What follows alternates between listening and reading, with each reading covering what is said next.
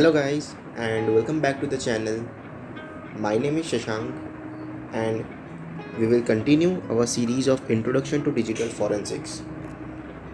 Today we will see the module number 11 about network forensics.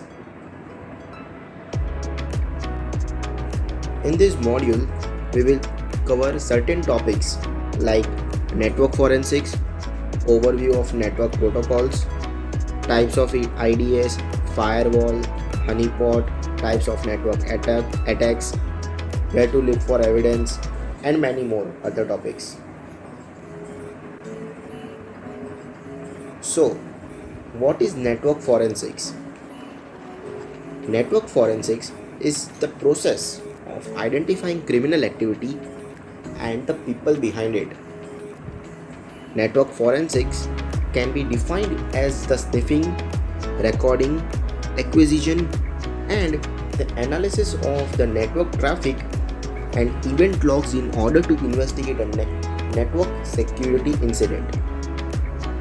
It allows investigators to inspect network traffic and logs to identify and locate the attack system.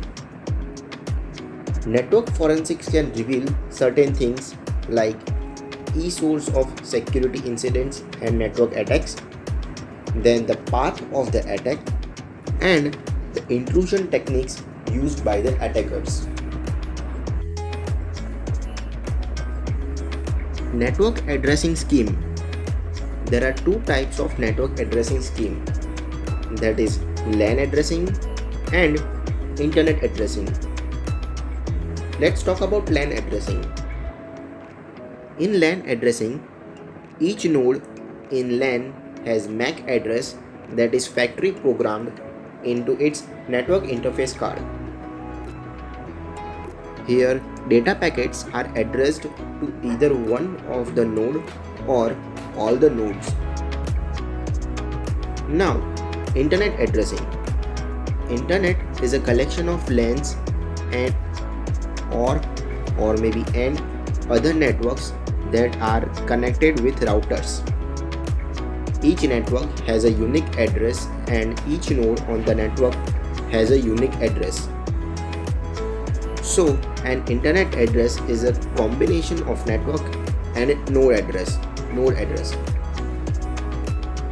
IP is responsible for network layer addressing in the TCP and IP protocol. Overview of network protocols. Here we have two layers, that is host layer and media layer. Each has its own data units with different functions and different protocols. Physical and data link layer. First of all, we will look to the physical layer. Physical layer.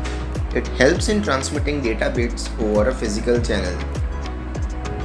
It has a set of predefined rules that physical devices and interfaces on a network have to follow for data transmission to take place.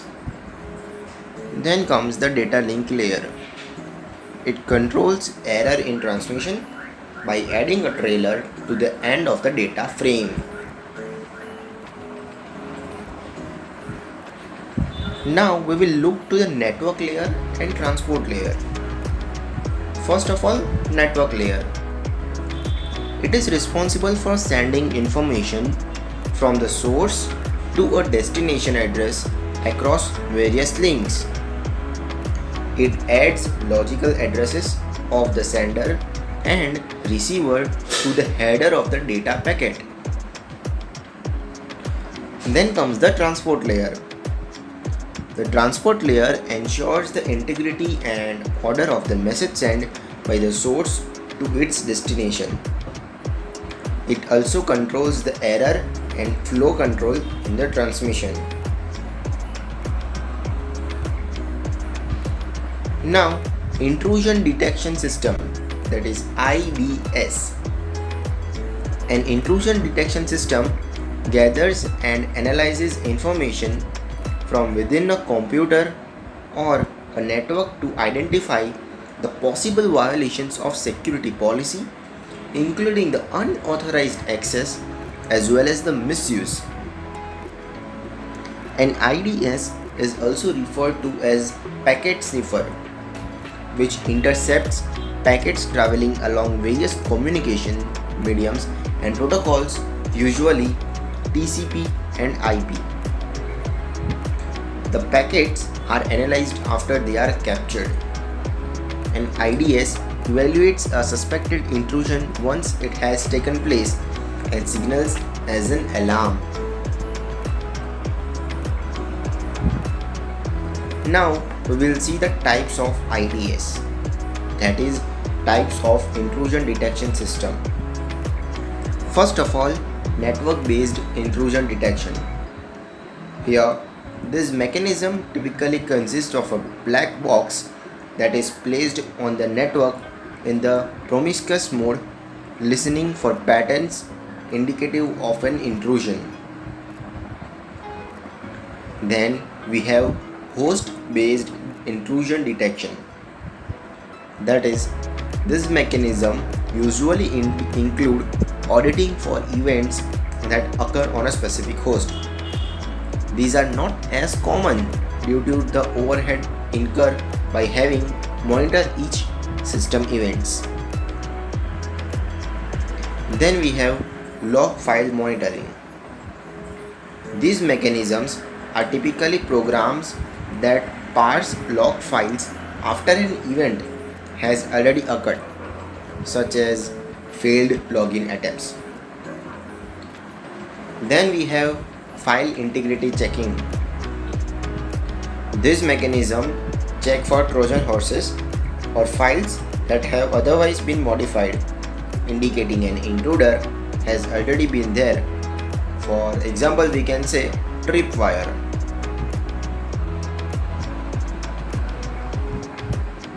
Then, general indications of intrusions. In file system intrusions, here we can see the presence of new unfamiliar tiles or programs, any changes in the file permissions, and unexplained changes in the files sizes, rogue file on the system that do not correspond to your master list, or signed files, of the signed files, unfamiliar file names in the directories, and we can see some of the missing files. Then network intrusions.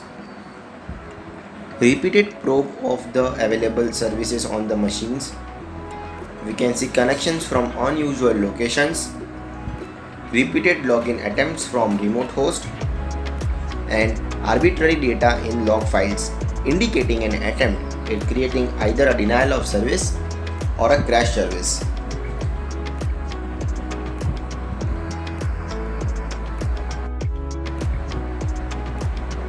Firewall. Firewall is a hardware, software, or a combination of both designed to prevent unauthorized access or from a private network. It is placed at the junction point or gateway between the two networks, which is usually a private network and a public network such as the internet. Firewall examines all messages entering or leaving the internet and blocks those that do not meet the specified security criteria. Firewalls may be concerned with the type of traffic or with the source or destination addresses and ports. Honeypot. Honeypot is an information system resource that is expressly set up to attract and trap people who attempt to penetrate an organization's network. It has no authorized activity and does not have any production value and is susceptible to a probe, attack, or a compromise. A honeypot can be used to log access attempts to those ports, including the attacker's keystrokes. This could send early warnings of a more concerted attack.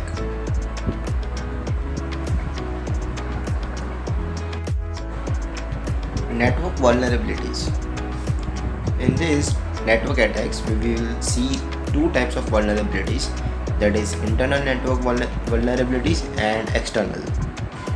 In internal, these vulnerabilities occur due to the overextension bandwidth and bottlenecks. In external vulnerabilities, these vulnerabilities occur due to the threat such as DOS and DDoS attacks and network data interception. IP address spoofing. IP spoofing refers to a process in which an attacker changes his or her IP address so that he or she appears to be someone else.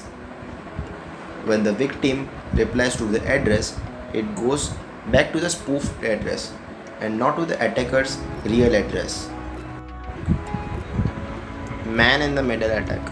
The man in the middle attack is used to intrude into an existing connection between systems and to intercept messages being exchanged. Attackers use different techniques and split the TCP connection into two connections, that is, client to attack connection and attacker to server connection. After the successful interception of a TCP connection, an attacker can read, modify, and insert fraudulent data into the intercepted communication. In the case of an HTTP transaction, the TCP connection between the client and the server becomes the target. Enumeration. Enumeration is defined as the process of extracting usernames, machine names, network resources, shares, and services from a system.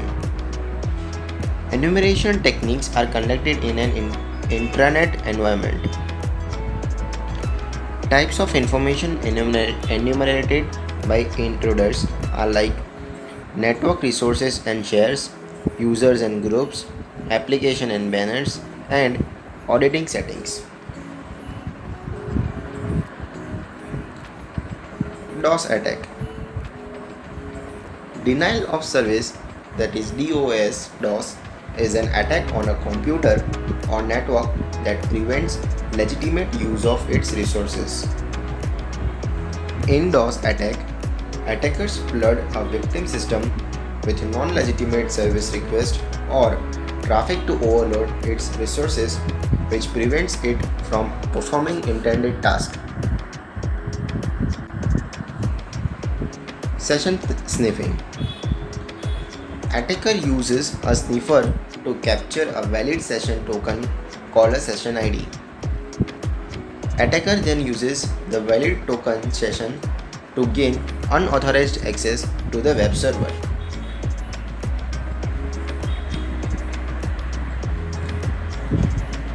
Trojan horse.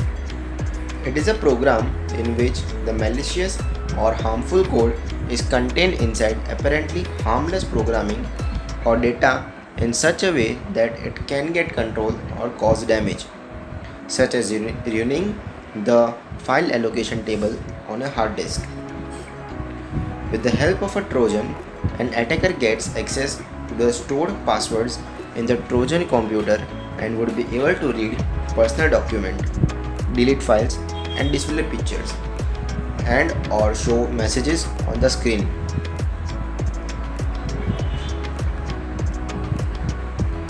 New line injection attack. In this attack, the attacker injects the plain text into the log files. The attacker tries to divert the attention of the investigator towards another person. The log files application relates the user to the action performed. The attacker changes the log file sources code by inserting line break and changing the username tester01 to say manager11.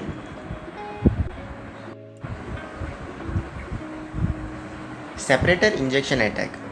In this attack, the attacker injects a single pipe character or multiple pipe characters into the log files.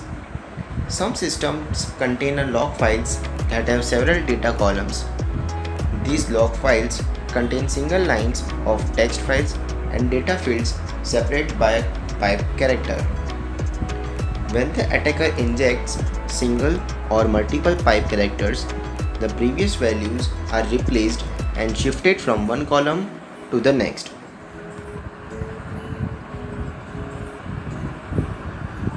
Now, the postmortem versus the real-time analysis. Forensic examination of logs are divided into two categories. First of all, postmortem.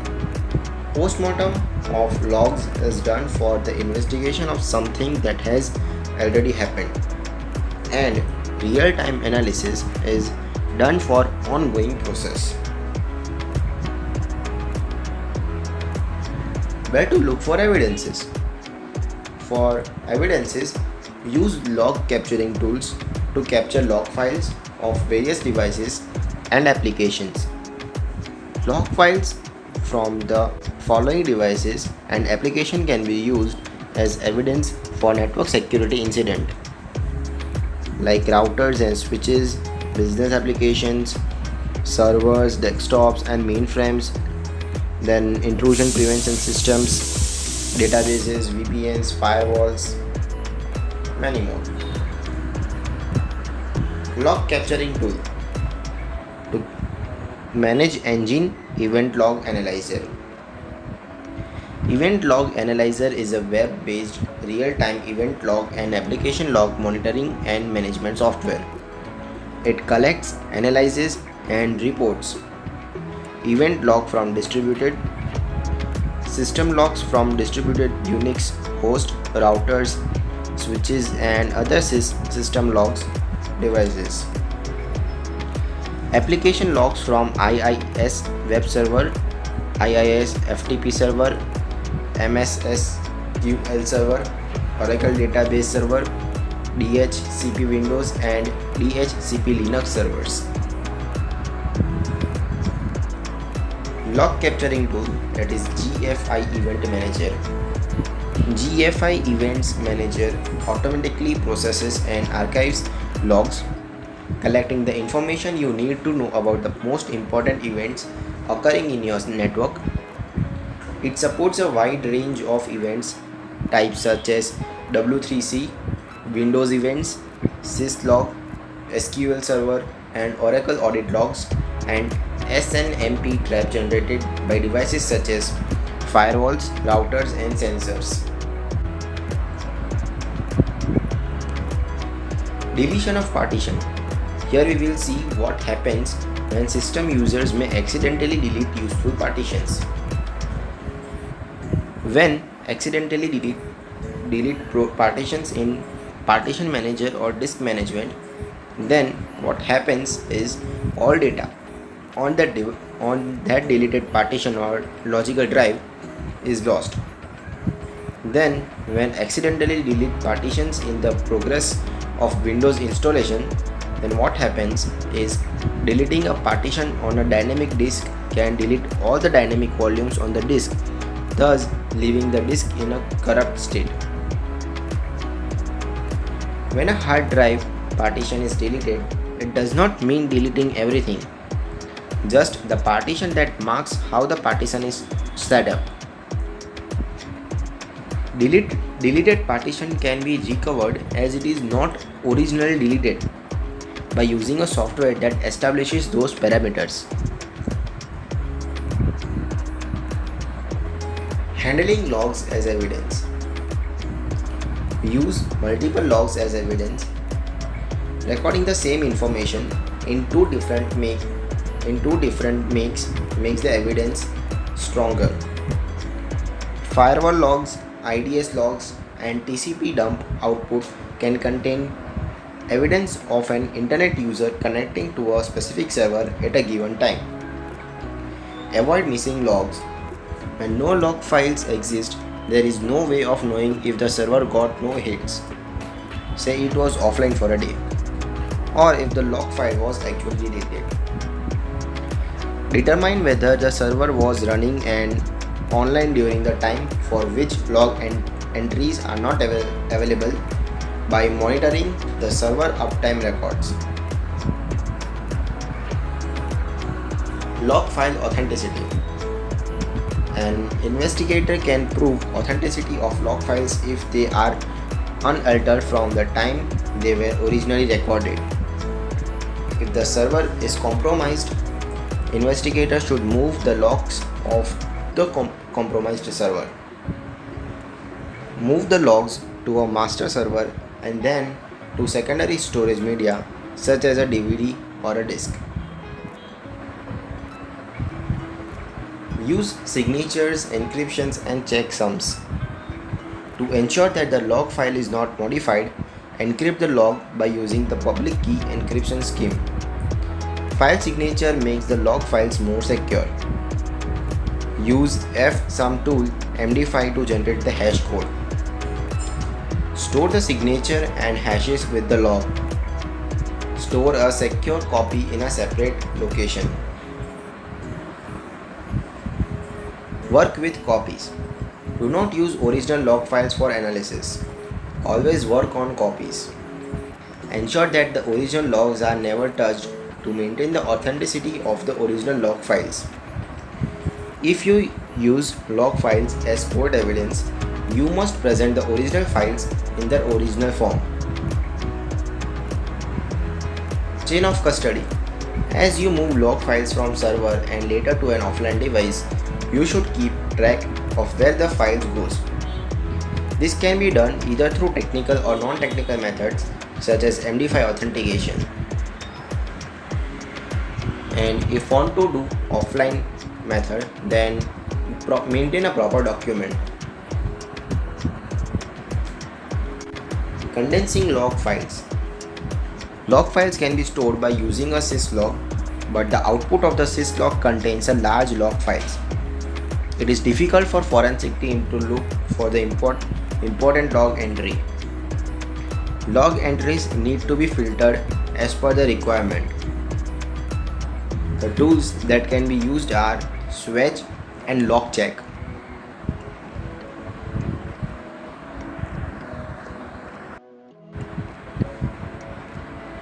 Why to investigate network traffic?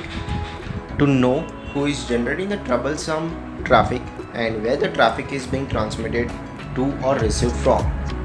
To locate suspicious net traffic and to identify network problems. Evidence gathering via sniffing. Sniffers collect traffic from network and transport layers other than the physical and data link layer. Investigators should configure sniffers for the size of frames to be captured. Snifter is computer software or hardware that can intercept and log traffic passing over a digital network or part of a network. Sniffers, which put NICs in promiscuous mode, are used to collect digital evidence at the physical layer. Spanned ports, hardware taps, help sniffing in a switched network. Capturing live data packets using Wireshark. First, Wireshark is a traffic capturing and sniffing tool. Wireshark uses WinCap to capture packets, so it can only capture the packets on the network supported by WinCap. Captures live network traffic from Ethernet, IEEE 802.11, PPP, HDLC, ATM, Bluetooth, USS, token ring, frame relay, and FDDI networks. Captured files can programmatically edited via command lines. A set of filters for customized data display can be refined using a display filter. Documenting the evidence gathered on network. If the network logs are small, you can take a printout and attest. Document the evidence gathering process by mentioning the name of the person who collected the evidence and from where it was collected. If the evidence resides on a remote computer, detailed information about the collection and location should be documented. Thank you so much for watching our video. Make sure to drop a like and subscribe to the channel. And for the more amazing content, you can also visit our website, that is www.thescihub.in. Thank you so much for watching our video. Make sure to subscribe. Thank you so much.